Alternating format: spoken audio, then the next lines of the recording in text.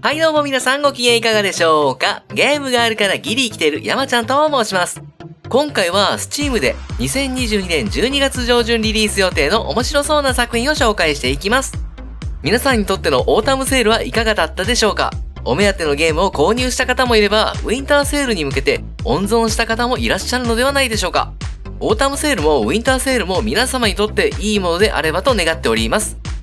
今週の12月3日の土曜日に11月の新作ゲームの振り返り配信を予定しているので、お時間ご都合合いましたらあれこれ言いながら一緒に見ていきましょう。私のチャンネルでは今後発売予定の新作ゲームやセール情報を簡単にわかりやすく紹介しております。この動画が少しでもあなたのお役に立てたら幸いです。高評価ボタンとチャンネル登録で応援をお願いいたします。それでは日本語対応の作品から見ていきましょう。まずはじめに、ウォーハンマー 40K ダークタイド。どでかい武器で大暴れする強力重視の FPS コープシューター。本作の舞台は西暦4万年の遠い未来。宇宙進出を果たした人類は帝国を築き、人類に襲い来る異星人やケイオスと呼ばれる敵対勢力と戦い続けている世界。そんな帝国の巨大都市ティルティウムの地下に広がるハイブシティを舞台に、プレイヤーは異端審問官となって人間をナーグルと呼ばれるゾンビに変異させてしまうウイルスを撒き散らし、この惑星の支配を企むカルト教団アドモニッションに挑む物語。ゲームはそれぞれに特徴のある4種類のクラスを選択してスタート。キャラクターメイキングはかなり細かな設定ができ、顔や髪型といった外見はもちろん、出身地や過去の出来事、信仰や性格など自分好みのキャラクターを作成可能です。さらに各クラスは見た目だけではなく、キャラの使用感やスキルなども大きく異なり、自分のプレイスタイルに合わせてカスタマイズすることができます。四方八方から敵の大軍が押し寄せる中、状況に応じて近接戦闘と遠距離戦闘を切り替え、クラスや武器の特殊能力をうまく活用して困難を乗り越えていく。最大4人での協力マルチプレイで押し寄せる軍勢に立ち向かい、街が混沌に飲み込まれる前に敵を根絶しましょう。ウォーハンマー 40K ダークタイドは2022年12月1日リリース予定日本語対応の作品です。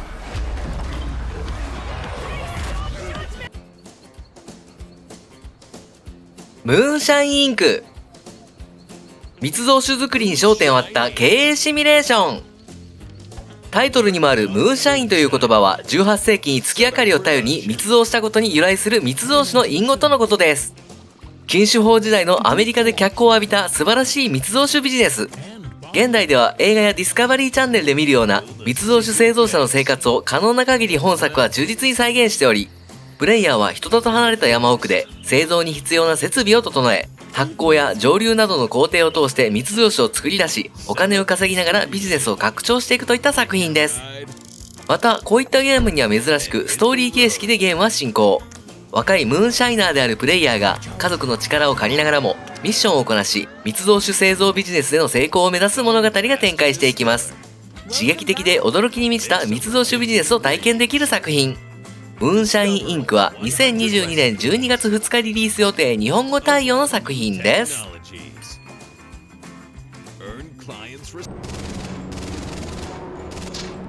ビーチインベージョン1944。第二次世界大戦 FPS シューター。1944年、第二次世界大戦におけるノルマンディ上陸作戦を舞台に、プレイヤーは枢軸国側の一兵士となって、連合軍のノルマンディ上陸を阻止する一人称視点のシューターゲームです。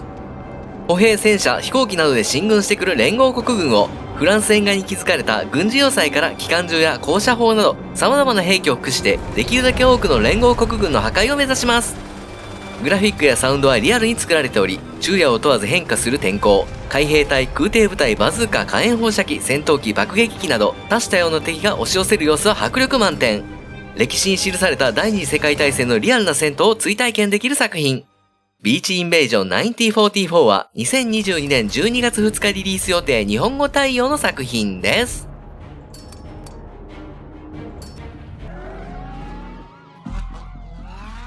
ニードフォースピードアンバウンド。ニードフォースピードシリーズ最新作。架空都市レイクショアを舞台にしたオープンワールドでエキサイティングかつアクションに満ちた究極のレースが展開していきます。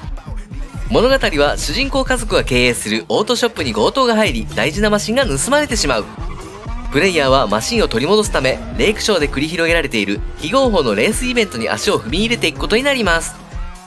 ゲームは警察などの追跡や妨害をかわしながら、カスタムした車両でストリートレースに参戦し、週替わりの予選を勝ち抜き、究極のレース、ザ・グラントに挑むことになる物語。収録された車種は140種類以上、マルチプレイモードも用意されているとのことです。ニード・フォー・スピード・アンバウンドは2022年12月3日リリース予定日本語対応の作品です。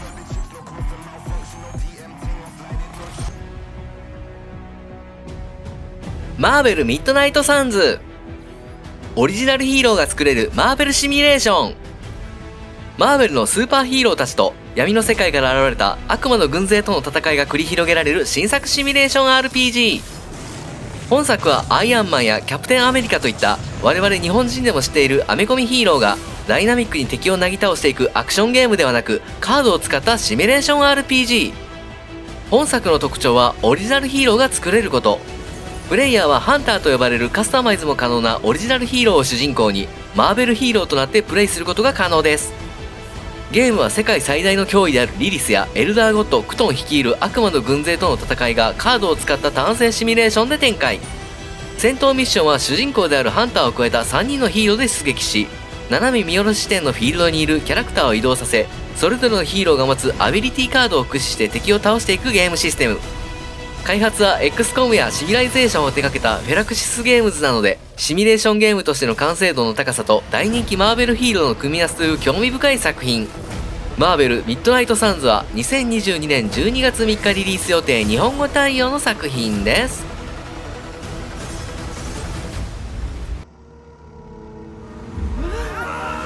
ハローネイバー2。2017年にリリースされたステルスホラーゲームハローネイバーの続編タイトルです。物語の舞台は前作と同じく郊外にある小さな町レイブンブルックス。この町では子供の失踪事件が相次いでおり、プレイヤーはジャーナリストであるクエンティンとなってこの町を訪れ、事件の調査を行うことになります。ゲームは不審な行動を続ける隣人のおじさんミスター・ピーターソンが失踪事件に関与していると感じたクエンティンが隣人の家に忍び込み、真相を突き止めていくという物語が展開。前作と同様に AI の学習機能により、隣人がプレイヤーの行動パターンを把握し、侵入対策を施してくるだけではなく、オンラインで集められたプレイヤーの行動パターンをも利用するという新たな AI システムが導入されているとのことです。体験版も日本語で遊べるので気になる方はチェックしてみてください。ハローネイバー2は2022年12月6日リリース予定日本語対応の作品です。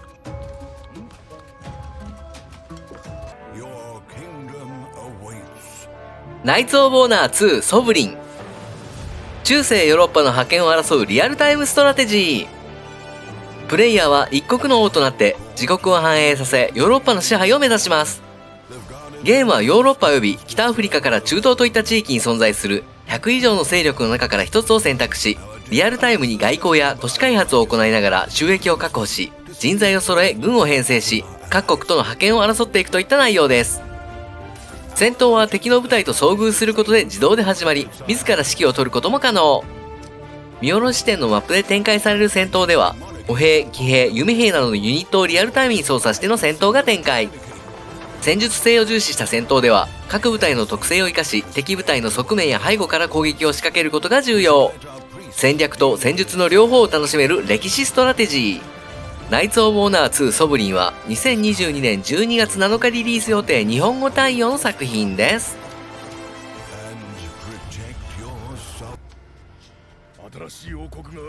アサシンクリード・バルハラ。バイキングの時代をテーマにしたシリーズ最新作。舞台となるのは9世紀の中世ヨーロッパ暗黒時代。プレイヤーはバイキングのリーダーエイボルとなって故郷ノルウェーを去り、イングランドを新たな定住地とするべく極寒の北海を渡り新天地を目指すことになります。しかし、たどり着いた土地では国同士が争い戦いに明け暮れた中世ヨーロッパ暗黒時代のイングランドだった。ゲームは伝説のバイキングエイボルとなってイングランドの地に定住地である拠点を築き、暗黒時代のイングランドを探索し、クエストなどをこなしながら敵地を略奪し集めた物資を使い拠点を発展させ名声を高めていきます。名声が高まるにつれ定住地に建てられる施設が増え、新たな機能やクエストなどがアンロックされていきます。戦闘はシリーズの象徴ともいえるステルスプレイはもちろん、バイキングらしい豪快な戦闘も楽しめます。またキャラクター育成はスキルツリーシステムとなっており、ステルス、近距離、遠距離、それぞれ3つに枝分かれしたスキルを習得していくことで、自分好みのプレイスタイルを楽しむことができます。アサシンクリードバルハラは2022年12月7日リリース予定、日本語対応の作品です。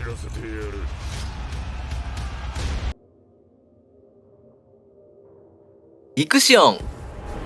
人類の存亡をかけた SF サバイバルストラテジー。地球での生活が不可能になった人類が新たな移住地を探して宇宙へと旅立つ物語。プレイヤーは居住地探しの宇宙ステーションの管理者となって船内インフラの整備、クルーの管理などを行っていきます。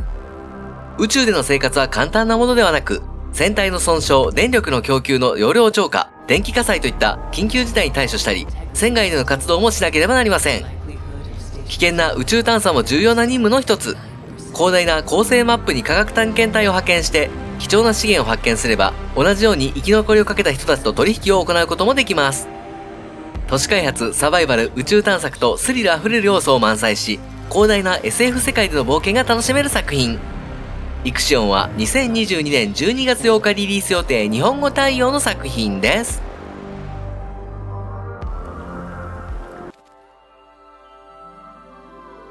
チェインドエコーズ。剣と魔法、そして巨大ロボが登場するファンタジー RPG。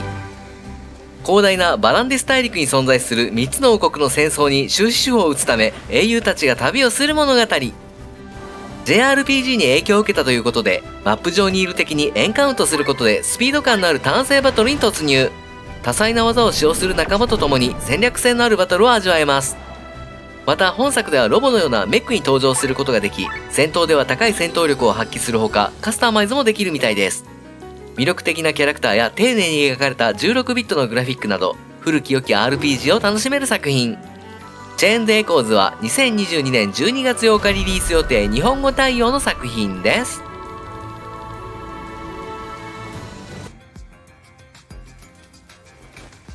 サムライメイデン。戦国自衛隊ならぬ戦国女子高生。放課後の教室で一人歴史の勉強をしていた主人公の玉織紬は、謎の声に導かれ突如として戦国時代に召喚されます。目覚めたのは天正10年6月2日本能寺の変。覇王織田信長の最後の日に一人の JK が紛れ込むといった物語。ゲームは無双系の一気当選アクション。幼い頃から実家の道場で剣術を習っていた侍 JK 玉織紬の剣術と、御影と呼ばれる3人のくの一の忍術を連携して戦う剣人一体アクション御影システムが特徴。戦闘では御影が持つ生命エネルギーを分け与えて紬をパワーアップする禁断の術、口づけの術などがあり、中でも唇と唇を重ねることで術の力は最大限に膨れ上がるとのこと。育成要素では武器強化はもちろん、御影たちとのマンツーマン特訓をスマホで録画し、御影との思い出のアルバムを作りながら新たな技の習得が可能。特訓を受けるには御影とのデートイベント泡沫の仰せを攻略し、親密度を高める必要があり、とにかくイチャイチャして仲良くなるほど主人公は強くなるといったゲームシステムとのことです。 PS スイッチ版は12月1日にリリースされています。サムライメイデンは2022年12月8日リリース予定、日本語対応の作品です。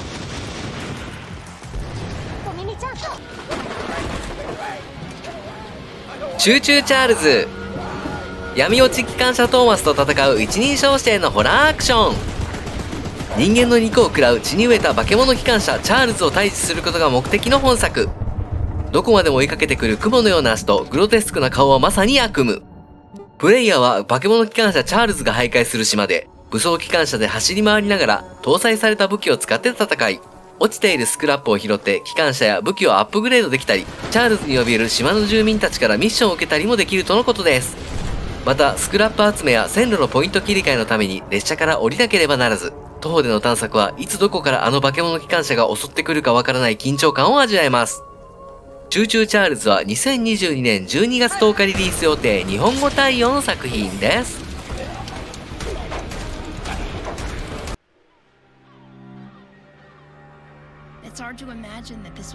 ウェーブテール。波乗りアクションアドベンチャー。物語の舞台は青く広がる海、そして滅亡に瀕するストランドビル諸島。ストランドビル諸島にある小さな島で祖母と共に暮らしている主人公の少女シグリッドは、突如押し寄せるグロームの大波に飲み込まれてしまいます。しかし、飲み込まれる寸前に波の中に見た黒い影によって救われたシグリッドは、謎めいた影、シャドウの力を借りることで水の上を歩くことができ、この力を使ってグロームからストランドビル諸島を救う物語が展開していきます。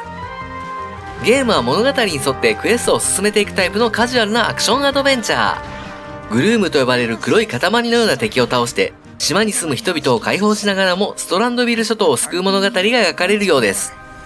物語の詳細は明らかにされていないものの、体験版を遊んだ感じでは、映画ウォーターワールドのような世界観といった印象。特に美しく描かれた水面を波乗りのように滑る感覚とスピード感はかなり気持ちよくて爽快です。主人公のシグリッドやおばあちゃんなど登場するキャラクターは個性的で、物語もシリアスだけではなくコミカルも交えて展開していきそうな感じがします。体験版も日本語で遊べるので気になる方はチェックしてみてください。ウェーブテイルは2022年12月13日リリース予定日本語対応の作品です。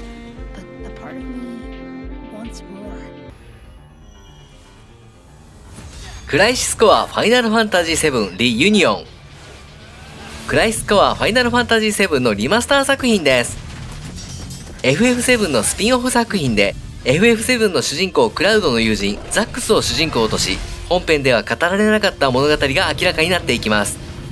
リマスター版である本作はグラフィックの HD 化はもちろん、登場するキャラクターをはじめとする全ての 3D モデルを一新し、フルボイスへの対応や新たにアレンジされた楽曲により波乱に満ちた物語がより鮮やかに描き出されています。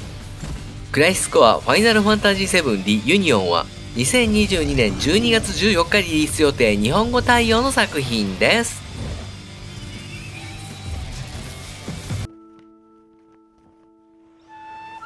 赤、心の平穏を見つける癒し系ライフシム。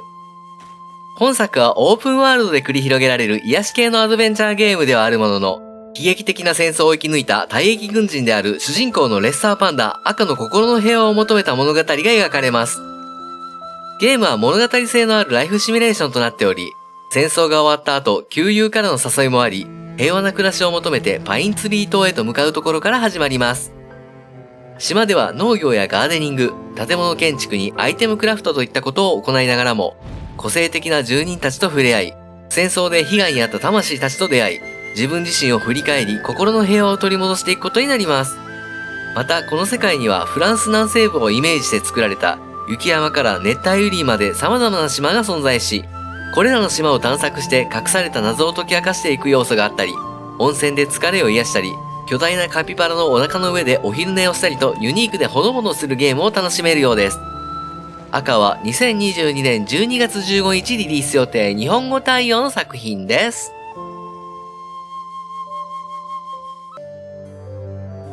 はい、ここからは日本語未対応の作品の紹介です。ドワーブンスカイキープ。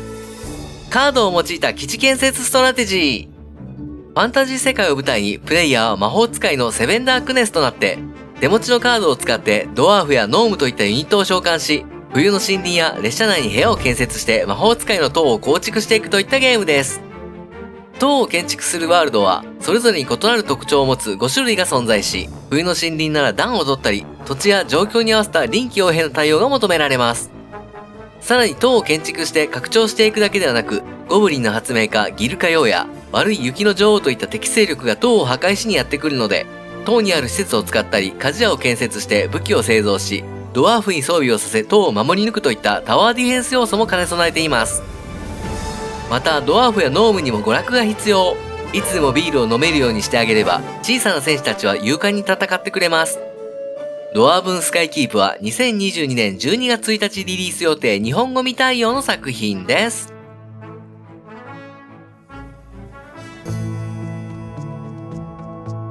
サブ ROV アンダーウォーターディスカバリーズ。潜水艦を遠隔操作する海洋調査シミュレーション。海洋調査船に乗って世界中の海へと繰り出し、遠隔操作の潜水艦を操作して深海の未知の領域の海図を制作したり、難破船を見つけ水生生物の調査を行っていく海洋調査シミュレーションです。プレイヤーは海洋調査チームの研修生として海洋調査船の操縦から海洋調査に必要なツールの制御、そして ROV 遠隔操作型の無人潜水機を駆使して様々なミッションに挑戦することになり、経験を積み研修生からダイブマスターを目指します。本作はバミューダ海洋科学研究所及びシュミット海洋研究所との共同開発ということもあり、本格的な海洋調査体験を味わうことができます。サブ ROV アンダーウォーターディスカバリーズは2022年12月3日リリース予定日本語未対応の作品です。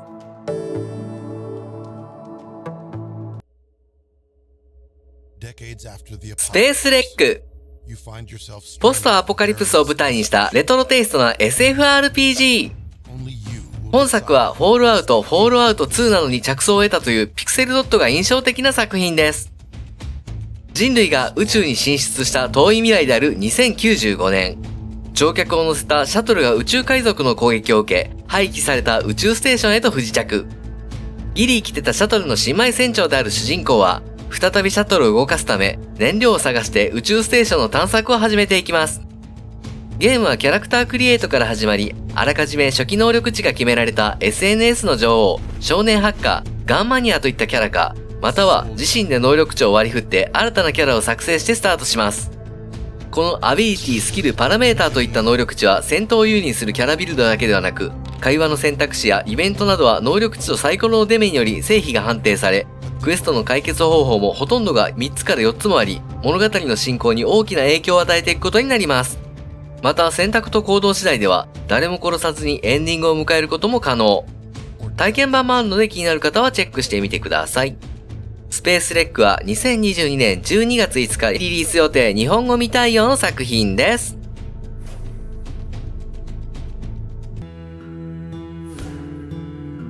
ドワーフフォートレス。絶大な人気を誇る海外フリーゲーム作品です。2002年にアルファ版が登場し、2006年のリリース以来カルト的人気を誇る本作は、開拓者として選ばれた7人のドワーフが様々な困難を乗り越えて無人の土地を開拓していく箱庭系のシミュレーションです。フリーゲーム版は細部にわたって異常なほどまでにシミュレートされ、絶大な人気を誇る一方、アスキーアートで描かれたグラフィックやインターフェースが複雑で、操作方法が不親切、さらには覚えることが盛りだくさんとかなりとっつきにくいゲームでしたが、本作ではドット絵のピクセルアートに全面変更し、新規のサウンドやユーザーインターフェースの刷新、さらにはチュートリアルなども導入され、日本語未対応というハードルは残るものの、かなりプレイしやすくなったと思われます。ドワーフフォートレスは2022年12月6日リリース予定日本語未対応の作品です。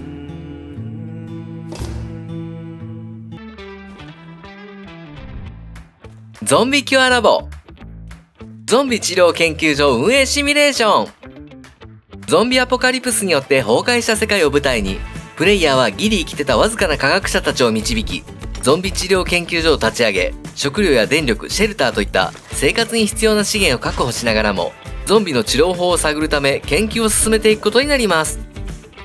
本作ではすでに何年にもわたる研究によって、ゾンビ化の進行を逆転させ、ゾンビと人間のハイブリッドを作成する解毒剤が開発されており、プレイヤーはゾンビを完全な人間に戻す最終的な治療法の確立を目指します。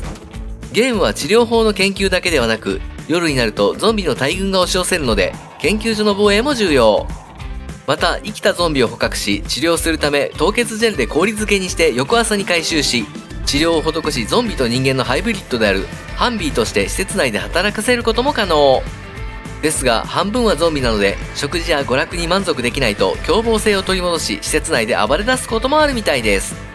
ゾンビキュアラボは2022年12月8日リリース予定日本語未対応の作品です。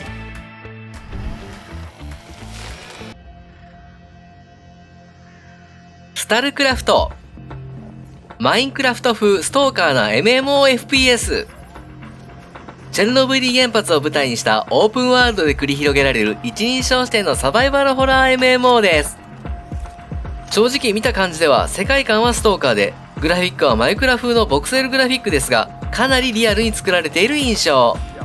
ゲームはこういった世界でメインストーリーのクエストや多人数参加型の PVP や PVE はもちろん、アーティファクトの探索、ミュータントハント、未知の場所や研究所の探索、派閥戦争への参加などが楽しめるとのこと。スタルクラフトは2022年12月9日リリース予定日本語未対応の作品です。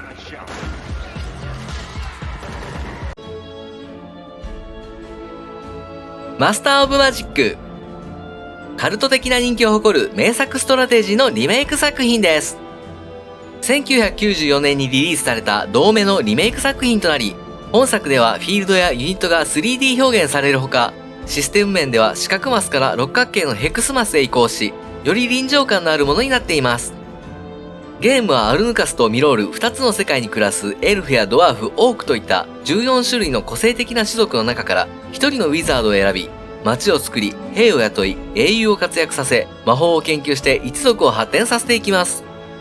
最終的にはライバルの魔導士を全て打ち倒し、世界の支配者となるか、支配の呪文を詠唱し、全世界を支配下に置くことを目指します。マスターオブマジックは2022年12月14日リリース予定日本語未対応の作品です。